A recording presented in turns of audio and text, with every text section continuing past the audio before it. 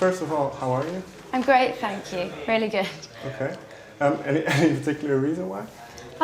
No, I mean the kind of I've been in Europe for a few days and all these shows have been great and last night, for example, was sold out. So yeah, I'm really excited for tonight as well, which was sold out too.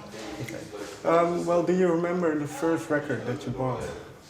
I ever bought.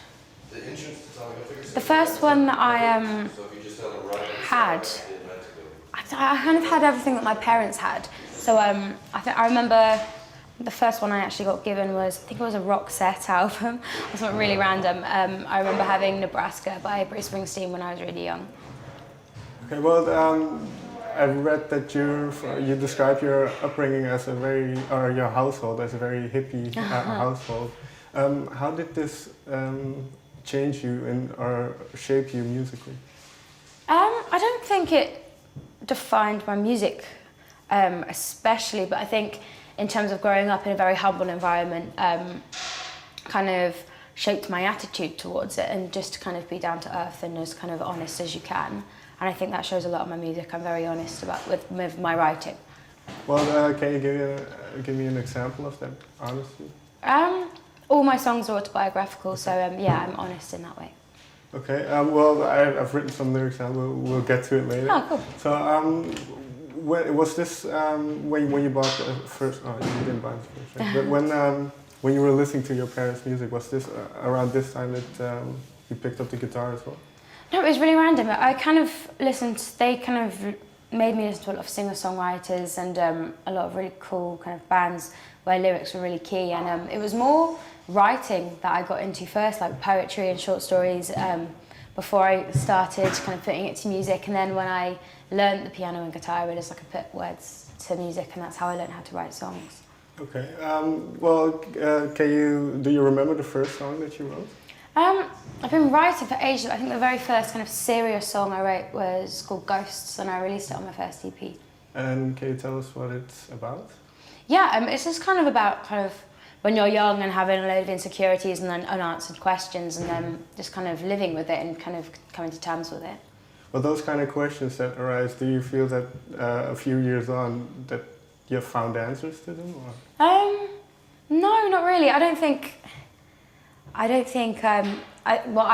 there's things that you shouldn't know the answer to, and that's just how life is, I think. Well, what kind of question? Just literally just things that you just don't know. Yeah, it's some things you just don't know. And that's important? What the song's about, I guess, yeah. Okay.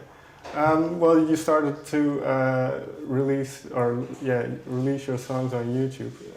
What made you do this?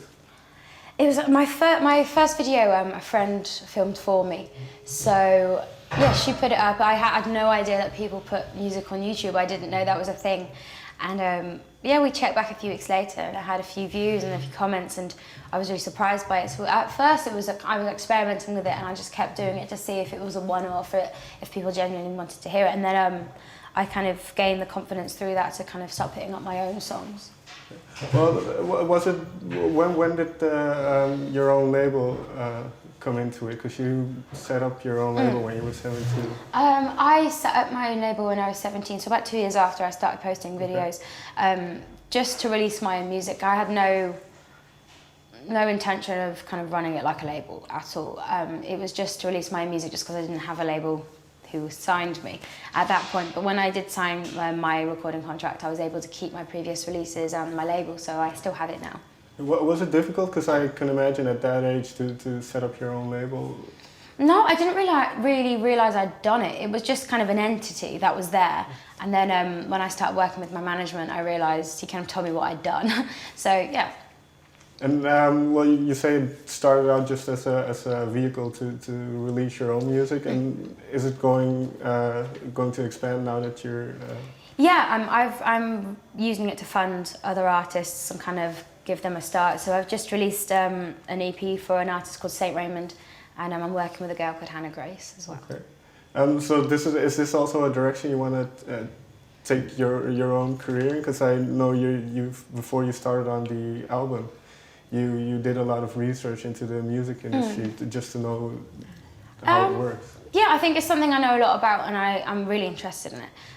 But it's not kind of a career path. I'm not going to stray away from my own music to do it. I just think it's a way that I can fund other artists and then just do something for them. It's more of like a kind of a fun thing to do as opposed to a really, really serious thing, but it really helps them out, so I'm really into doing it.